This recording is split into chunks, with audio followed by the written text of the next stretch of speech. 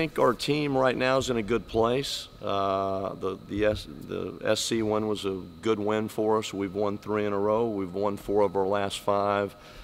The minds are good. We're physically healthy right now. So I think we're in a really, really good place. Had a good practice yesterday. Hopefully we can do the same today.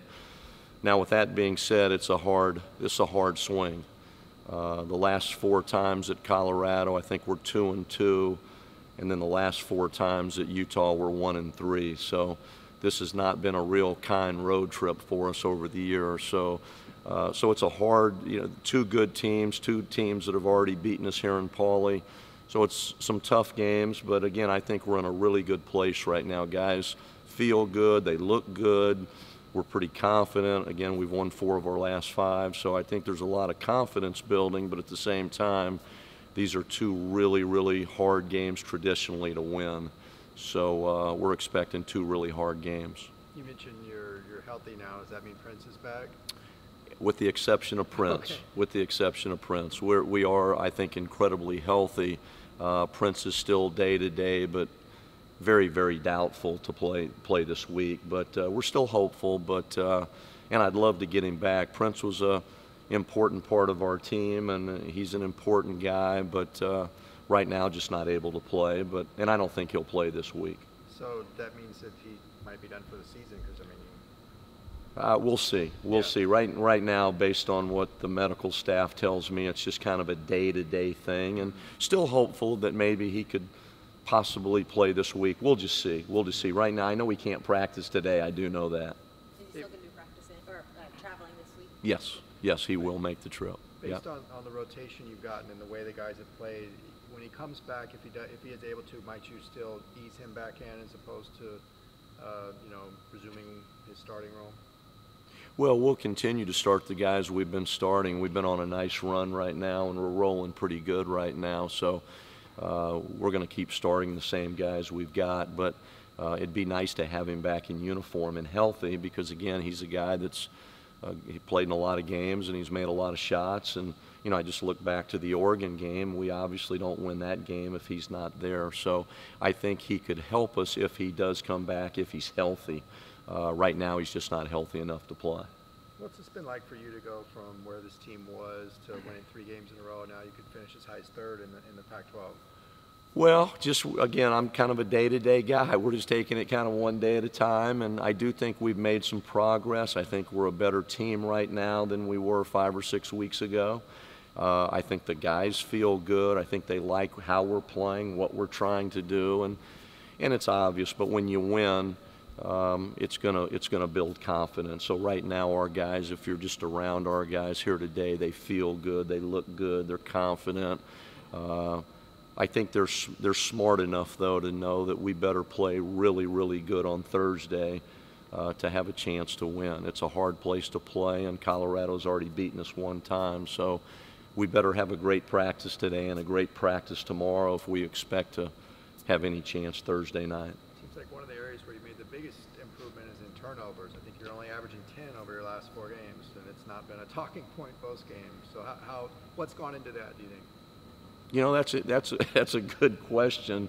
We were harping a lot on it about 3-4 weeks ago, and we kind of stopped harping on it, and it's just gotten better. It's gotten better. Guys have made less kind of silly mistakes, and a lot of those turnovers were, I think, unforced turnovers and just kind of silly, careless turnovers, and we're just playing better right now. We're playing more confidently right now, and so because of that, I think the turnovers have dropped, and but that's been a big thing for us, because 2-3 weeks ago we'd have 18, 19 in a game, and now it's around 10, 11, 12. Still too many, but we're doing a much better job of that over the last couple of weeks.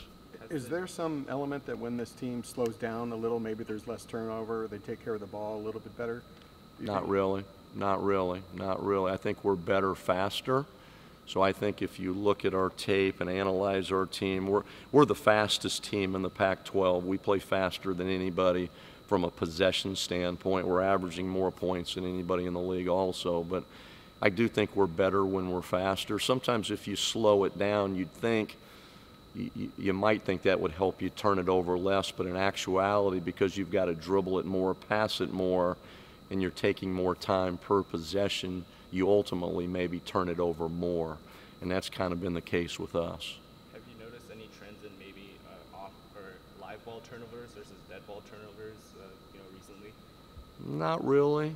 Not really. I mean, obviously, if we're going to turn it over, I'd rather kick the ball up in the stands, obviously, because live ball turnovers just kill you. And you turn it over and give them two quickly at the other end. It can be the difference in winning and losing games. I think, though, we've probably had a few less live ball turnovers, maybe, over the last couple of weeks. And how important of a defensive stat are kills? And have you seen any?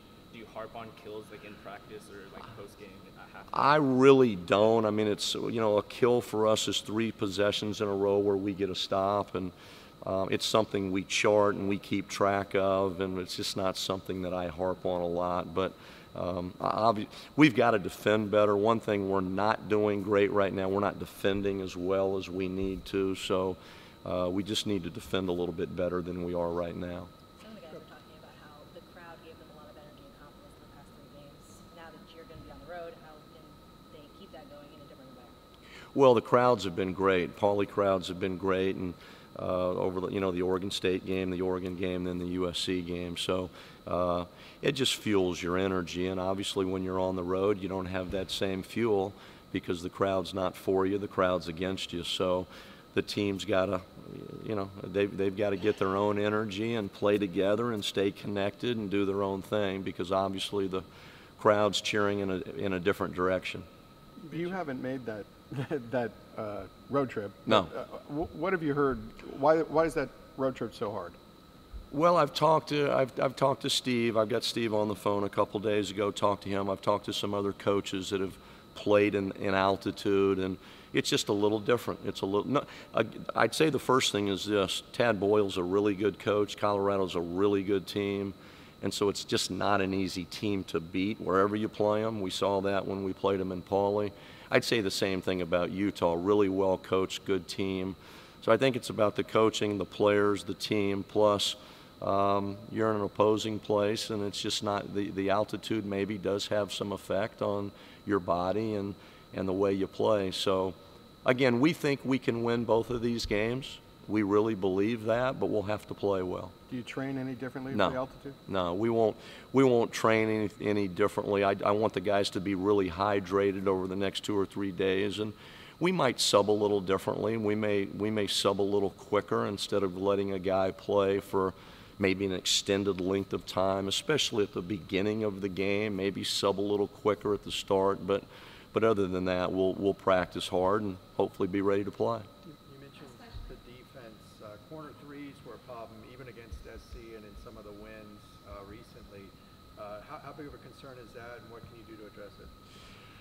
It's a major concern. We're giving up way too many threes. That's been a theme all year. I mean, if you go back to day one, we've struggled defending the arc. We've given up way too many threes, and the good news is we beat USC. The bad news is they made 19 threes. And if you look at the Colorado game, they made 13 threes in the first game, and Gatling, I think, made 7 of those 13. So we're playing a lot of zone, and our guards have to cover certain parts of the zone, and our wings have to cover certain parts of the zone. It's not as much on Moses, who's our 5-man, but the other 4 guys wrapped around the arc, they've all got coverages that they've got to make, and you've just got to cover ground quicker, and we've got to get to shooters quicker and run guys off the line better, but that'll be a major key in this game.